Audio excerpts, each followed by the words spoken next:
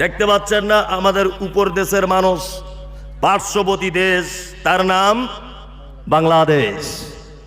আমরা সোশ্যাল মিডিয়াতে বাংলাদেশকে অনেক সময় কটু কথা বলি। আজকে বড় দুঃখ লাগে, বাংলাদেশের যিনি প্রধানমন্ত্রী শেখ হাসিনা, সকলের কাছে জনপ্রিয় একটি নাম। এই মহিলাটি শুধুমাত্র যেখানেই যায় লা ইলাহা ইল্লাল্লাহ, নবীর নাম মুহাম্মদ, আল্লাহ একজন, সব কিছু বলে। কিন্তু এর মনের ভিতরে এমন এক মুনাফিকি যে আলেম ওলামাদেরকে জলসার স্টেজে, দিনের দাওয়াতের স্টেজ থেকে নামিয়ে দিয়ে পুলিশের হাত দিয়ে ছল চাতুরির মাধ্যমে অ্যারেস্ট করিয়ে দেওয়া হয়। এর নাম বাংলাদেশের প্রধানমন্ত্রী। কিছুদিন আগে দেখেছেন বাংলাদেশের ছোট্ট একজন বক্তা রফিকুর রহমান, দেখেছেন জেলখানা থেকে বেচারা কিছুদিন আগে ছাড়া পেয়েছে। লোকটি বা বক্তাটি রফিকুর রহমান মাদানী, ও বক্তব্য রাখছিল, পুলিশ এসেছে, পুলিশের বিনা পারমিশনে নাকি কোন এক জায়গাতে বক্তব্য রাখতে গিয়েছিলেন। পুলিশকে বলছে যে স্যার আমি বন্ধ করে দিচ্ছি, আমি দোয়া করছি। দুয়ার শব্দ মুখে উচ্চারণ করেছে, মাইকটা পুলিশ কেড়ে নিয়ে চলে যাচ্ছে। মনে মনে হচ্ছে তুমি মুসলিম দেশের প্রধানমন্ত্রী, এটা বলতে লজ্জা করে। তোমার মুখে একরকম, তোমার অন্তরে আর এক রকম। মুখে তুমি বলো মুসলিম, অথচ তোমার ভিতরে রয়েছে মুনাফিকের আলামত। আল্লাহ তাআলা বলছেন আমা কুম বিমুমিনিন, তারা মুখে একরকম বলে আর অন্তরে আর এক রকমের করে। আমি ওই জন্য সব সময়তে বলি যে আমি একজন ভারতবর্ষের নাগরিক হয়ে একান্তভাবে খুশি, খুব আনন্দিত যে গণতন্ত্র দেশে বসবাস করার ফলে আমি আমার ধর্ম, আমি আমার ইসলামের কথা মানুষের কাছে বুক ফুলিয়ে বলতে পারি। কিন্তু পার্শ্ববর্তী দেশ বাংলাদেশের আলেমরা এত অসহায় যে তারা নিজের ইসলামের কথাটা স্টেজে বুক ফুলিয়ে বলতে পারে না। মারাত্মক ক্ষতিকর ব্যাপার। আল্লাহ যারা এই সমস্ত মুনাফিকি করে ইসলামের জয় ধবনীকে নিভিয়ে দিতে চায়, আল্লাহ তুমি যেমন ফেরাউনকে ছাড়নি, তুমি যেমন নমরুদকে ছাড়নি, এদেরকেও যেন তোমার পাকড়াও থেকে কখনো ছেড়ে দিও না। কারণ যারা আলেম ওলামা, হাদিস ও কোরআনের দুশমন, অন্তরে মুনাফিকি, মুখে আছে ঈমান, আল্লাহ এদেরকে তুমি পাকড়াও করবেই করবে। তোমার পাকড়াও থেকে এরা কেউ ছাড় পাবে না। মুনাফিক এদের আর একটা গুণ খুব খারাপ। আচ্ছা বলুন তো, পৃথিবীতে যদি, খুব মনোযোগ দিয়ে শুনবেন, পৃথিবীতে যদি একটা পাপ কেউ করে যে পাপ ক্ষমার অযোগ্য, বলুন তো কি পাপ? শিরক। শিরক ক্ষমার অযোগ্য। আচ্ছা কোন লোক যদি শিরিক অবস্থায় যদি মারা যায়, শিরিক অবস্থায়, আচ্ছা বলুন তো সেই লোকটা জাহান্নামে যাবে। একটা লোক ব্যভিচার করলো, যদি সে তওবা না করে ও জাহান্নাম যাবে।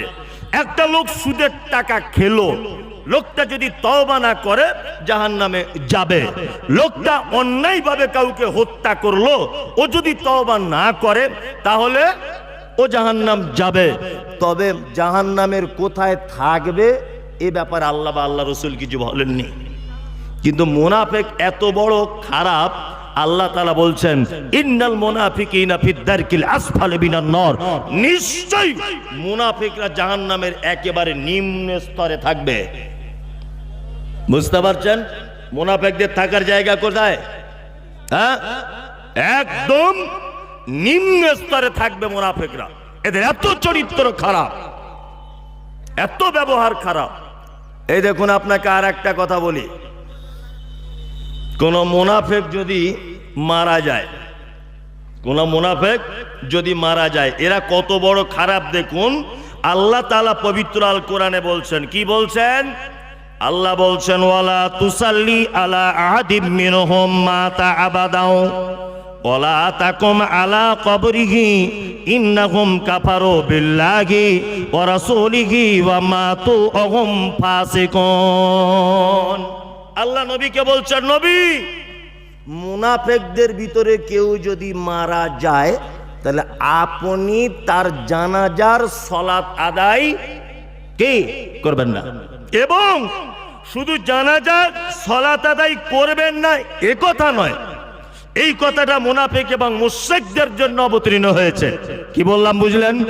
বলছে যে ওয়ালা তাকুম আলা কবরিহি, আপনি জানা যায় তো যাবেন না, আপনি তাদের কবরের সামনে দাঁড়াবেন পর্যন্ত না। কারণ হচ্ছে এই যে তারা আল্লাহ এবং তার রাসূলের সঙ্গে অস্বীকার করেছে এবং তারা মারা গেছে ফাসিকি অবস্থায়। দুই, আল্লাহ তাআলা আবার মুনাফিকদের জন্য বলছেন, কি বলছেন?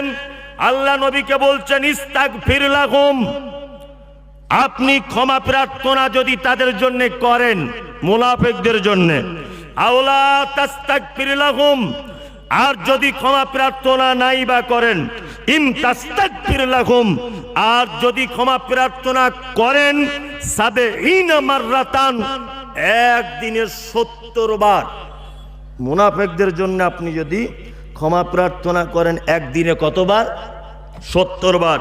আল্লাহ বলছেন ফালাই ইয়াগফিরাল্লাহু লাহুম, আমি আল্লাহ আপনার 70 বার তওবা করার কারণেও আমি মুনাফিকদের কোনোদিন ক্ষমা করব না।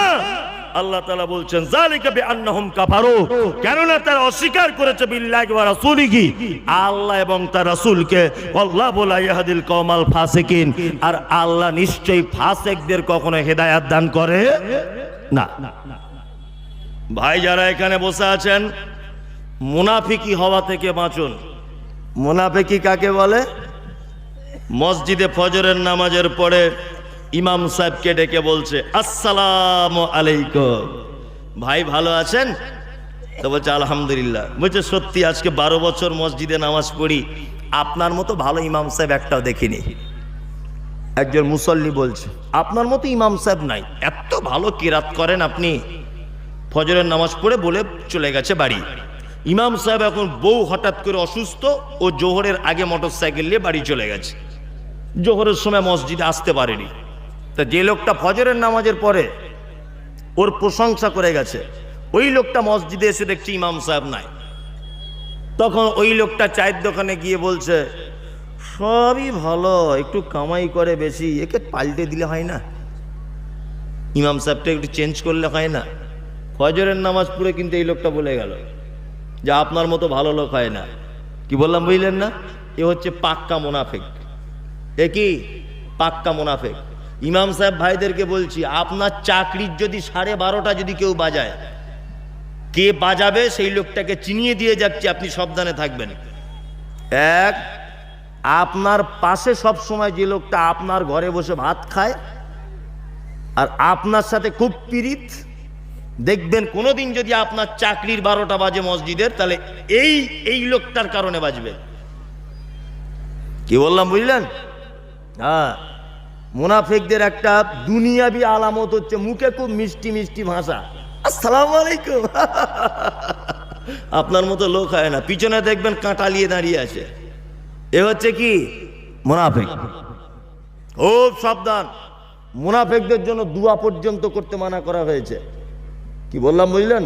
মুনাফিকরা এত নিকৃষ্ট যে তাদের জাহান্নামের একেবারে নিচেতে রাখা হবে। এটা কে বলছে? আল্লাহ বলছেন ইন্নাল মুনাফিকিনা ফিদ দারকিল আসফালি মিনান নার, নিশ্চয়ই মুনাফিকরা নিকৃষ্ট এবং তাদেরকে রাখা হবে জাহান্নামের একেবারে নিচে।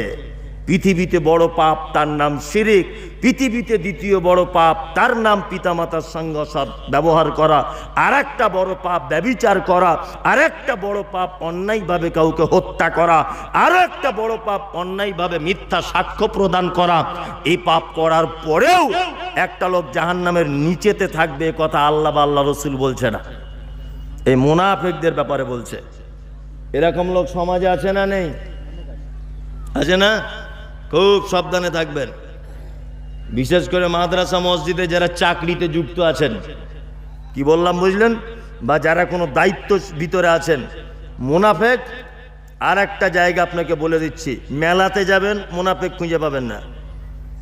আপনি সিনেমা দেখতে যান, সবাই দেখবেন এরকম ভাই বসে আছে, আর 20 कोस दूर से अगर कोई बच्ची रोते माँ कहती है कि बच्ची सो जा, गब्बर सिंह आ जाएगा।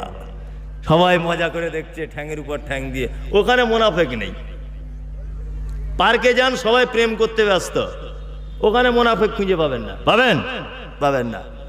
অথচ মসজিদে এখন হয়েছে সব থেকে বড় একটা জায়গা, মসজিদ। গীবত আর পরনিন্দার সব থেকে বড় জায়গা হয়েছে এখন মসজিদ। নামাজের পরে পরে 5-7 জন মিলে এক জায়গায় গোল হয়ে বসে এর বইয়ের কথা, ওর ইমাম সাহেবের কথা, ওর ছেলের কথা, ও কি করে 2 তলা বাড়ি করলো, এ কি করে এই করলো, আলোচনা হয় না? মসজিদে বসে হচ্ছে। কি বলছে বুঝতে পারছেন না? খুব সাবধানে থাকবেন, মুনাফিকরা খুব ভয়ঙ্কর।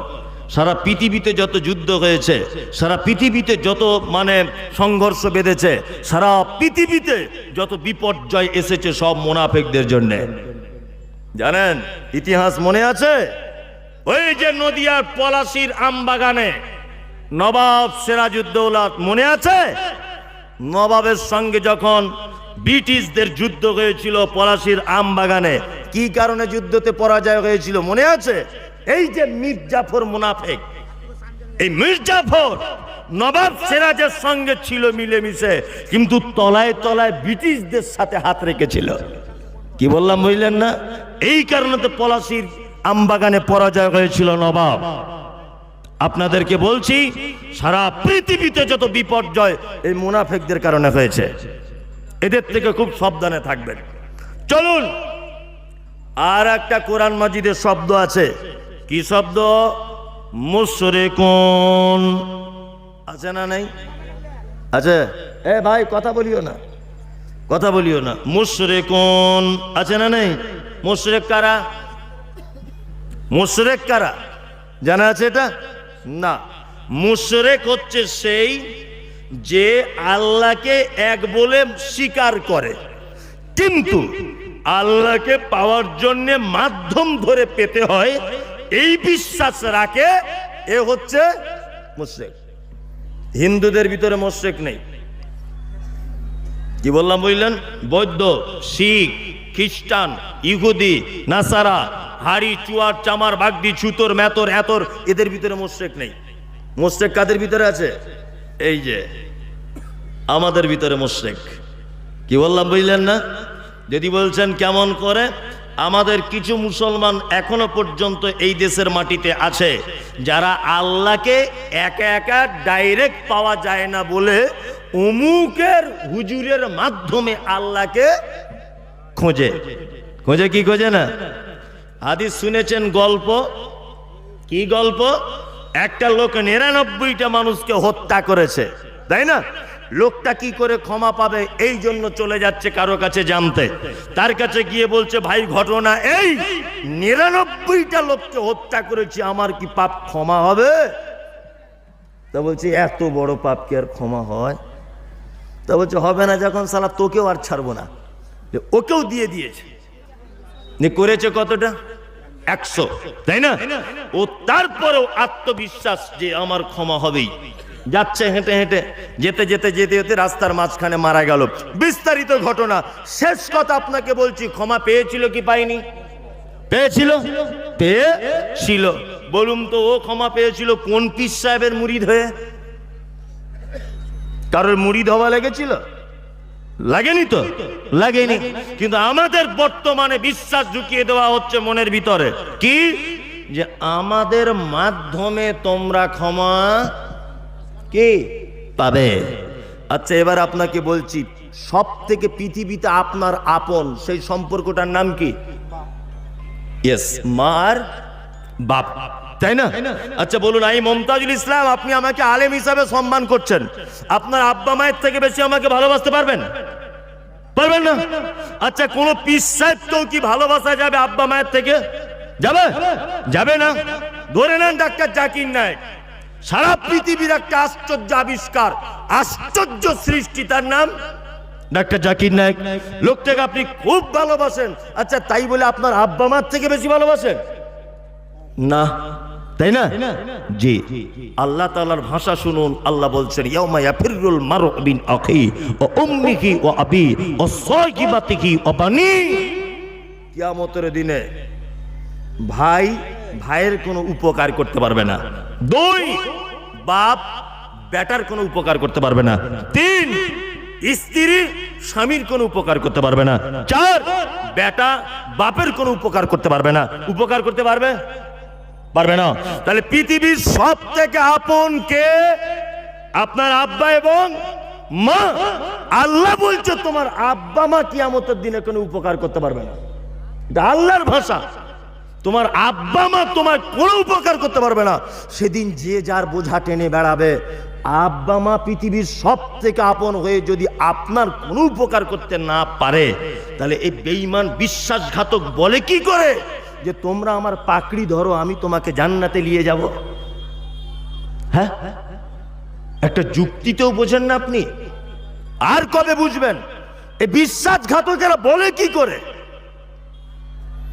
এই দেশ যদি হযরত ওমরের শাসন আমল চলতো, এই দেশ যদি হযরত উসমানের শাসন আমল যদি চলতো, এই দেশ যদি আবু বকরের শাসন আমল হতো, তাহলে এই সমস্ত জুব্বা পরা দাড়িওয়ালা ভণ্ড পীর মাজারিদেরকে ফাঁসির মঞ্চে ঝুলিয়ে দেওয়া হতো। এদেরকে টিকতে পারা যেত না। বাদশাহ হারুন রশিদ, বাদশাহ শাহজাহান, নাম শুনেছেন? কি নাম? বাদশাহ শাহজাহান। বাদশাহ শাহজাহান দরবারে বসে আছেন। কিছু কিছু গল্প থেকে শিক্ষা হয়। একটা লোক এসেছে, লোকটার বাঁক বুঝেন? বাঁক, আগেকার দিনে ধান টান বহিত, বাঁশের তৈরি করা, কি বলে আপনাদের? বাহক। বাহক। এই বাহক নিয়ে একটা লোক এসেছে বাদশাহ শাহজাহানের দরবারে। একদিকে আছে একটা খাঁচা, আর একদিকে আছে আর একটা খাঁচা। একটা খাঁচা ফাঁকা, আর একটা খাঁচাতে আছে বড় একটা পাখি। বাদশাহ শাহজাহান লোকটাকে জিজ্ঞাসা করছে, এই তোমার একটাতে খাঁচা আর একটা ফাঁকা, কারণ কি? তখন লোকটা বলছে, জাহাপনা, এই যে পাখিটা দেখছেন এটা হচ্ছে আমার ট্রেনিং দেওয়া পাখি। এই পাখিটা খাঁচার ভিতরে জঙ্গলের ভিতরে আমি রেখে আসি, আর এ নিজের ভাষাতে কুহু কুহু কুহু এরকম করে ডাকে। আর যেটা ফাঁকা দেখছেন ওটা খাঁচা নয়, ওটা পাখি ধরা ফাঁদ। ওর ডাক শুনে অন্য পাখিরা ওর সাথে দেখা করতে আসে, আর দেখা করতে এসে ওর খাঁচায় যখন ঢুকতে পারে না, তখন এই ফাঁদে এসে পড়ে যায়। আর আমি মজা করে জবাই করে ভুনা করে রুটি দিয়ে খাই। বাদশাহ শাহজাহান বল, চাই এদিকে আয়, এদিকে আয় তুই। বাদশাহ শাহজাহান ডেকেছে, ডাকার পরে বলছে পাখিটা বার কর। পাখিটা বার করেছে। বার করার পরে বাদশাহ শাহজাহান বলছে, ওখান থেকে তলোয়ারটা আনতো। তলোয়ারটা এনে পাখিটাকে একদম টুকরো টুকরো টুকরো করে কেটে দিয়েছে। লোকটা খুব কাঞ্চার, বলছে, মালিক এত সর্বনাশ করে দিলেন, রুজি রুটি সব মেরে দিলেন। আমি কি ভুল করেছি? আপনি আমায় এই শিকারি করা পাখিটাকে মেরে দিলেন। বাদশাহ শাহজাহান বলছে, শোন, এইরকম মুনাফেক পাখিকে বাঁচিয়ে রাখা যাবে না। কারণ হচ্ছে এই, যে মিথ্যা অভিনয় করে তার স্বজাতিকে মালিকের ফাঁদে ফেলে খাবার উপযুক্ত করে, ভুনা করার উপযুক্ত করে, এই পাখিকে বাঁচিয়ে রাখা উচিত নয়। আমি মুমতাজুল ইসলাম বলছি, বড় পাঞ্জাবি পরে, মাথায় টুপি দিয়ে, 32 হাত পাকড়ি বেঁধে যারা মানুষকে বলছে আমাদের দরবারে এসো জান্নাত পেয়ে যাবে, এই অভিনয় যারা করাচ্ছে, মানুষ এদের মাধ্যমে যা মুশরিক হয়ে যাচ্ছে বা শিরকের ভিতরে যা লিপ্ত হচ্ছে, এটা যদি বাদশাহ শাহজাহানের জামানা হতো, তাহলে মনে হয় এদেরকে শুলিতে চাপিয়ে খণ্ড খণ্ড করে দেওয়া হতো, কেটে কাটা হতো না? কাটা হতো এদেরকে। আল্লাহু আকবার। মুশরিক কত খাতারনাক দেখুন। কোরআন মাজিদে আল্লাহ তাআলা মুশরিকদের ব্যাপারে বলতে গিয়ে বলছেন, কি কথা বলছেন? আল্লাহ সুবহানাহু ওয়া তাআলা বলছেন সূরা তাওবা 113 নম্বর আয়াত, মা কানা লিল নবিয়্যি ওয়াল্লাযিনা আমানু আন ইস্তাগফিরু লিল মুশরিকিন। কোন নবী এবং মুশরিকদের জন্য উচিত নয়, কোন নবী এবং মোমেনদের জন্য উচিত নয় যে তারা মুশরিকদের জন্য ক্ষমা প্রার্থনা করে। ওয়ালাউ কানু উলুল কুরবা, যদি মুশরিকরা তোমাদের নিকট আত্মীয় হয় তারপরেও তাদের জন্য দোয়া করা চলবে না। মিন বাদি মা তাবায়্যানা লাহুম আন্নাহুম আসহাবুল জাহিম, এই কারণে তাদের জন্য দোয়া করা যাবে না যে তারা জেনে গেছে তারা জাহিম নামক জাহান্নামের অধিবাসী। বিনীত অনুরোধ।